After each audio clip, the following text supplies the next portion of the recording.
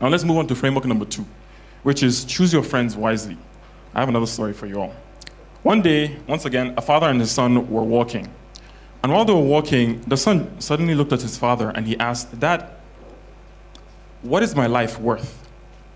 Instead of answering, the father gave his son an old watch he had been wearing for many, many years. And he told his son, "Son, I want you to take this watch to the market. And if anyone asks you about the price, just raise 2 fingers, but don't say anything. However, I don't want you to sell the watch." And so the boy went to the market, and while he was there, an elderly lady approached him, and she asked, "How much for the watch?" And the boy raised 2 fingers, he did not say anything.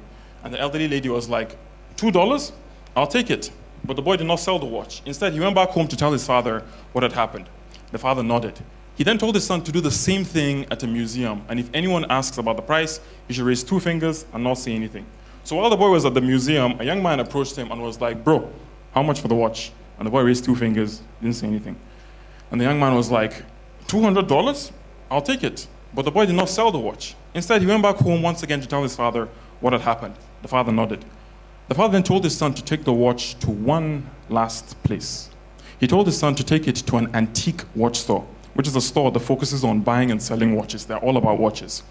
And he also told his son to show it to the owner. And if the owner asks about the price, he should raise 2 fingers and not say anything. So while the boy, as he entered the antique watch store, the owner was there. And the owner started greeting him, and he was like, "Good afternoon, how may I help?"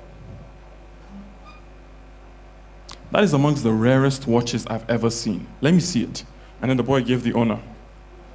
Only 3 of them were ever made. And then he gave it back to the boy. Then he asked the boy, "How much for the watch?" And the boy raised 2 fingers, he didn't say anything.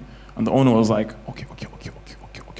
"I'll buy the watch from you for $200,000. And the boy was like, "Eh?" He didn't sell the watch once again. Instead, he went back home to his father to tell him what had happened. And he was like, Dad. And the father was like, "Son, calm down, now talk to me." He was like, "The owner wants to buy the watch for $200,000. And the father smiled. And then he asked his son, "Son, do you now know what your life is worth?" Now, before I share the moral of this story, let me just make one thing clear. This is not that watch. Okay. Now, the moral of the story is where you choose to place yourself, who you choose to surround yourself with, and how you carry yourself really matter. You may have spent your whole life thinking you were only worth $2, but that's usually because you spent your whole life surrounded by people who valued you at $2. I love this hadith by the Prophet. It's one of my favorite, peace be upon him, it's one of my favorite hadiths of him, where he says, "It's better for you to be alone than in bad company, and it's better for you to be in good company than to be alone."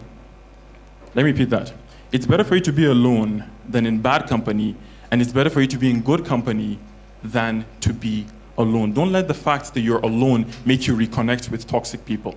Because something I can tell you from experience, because I used to be this lonely kid back in secondary school who was desperate for friends. I can tell you this from experience, which is that if you felt alone by yourself, if you hung out with the wrong people, you would feel more alone than when you're by yourself. So choose your crowd carefully. Choose your friends wisely.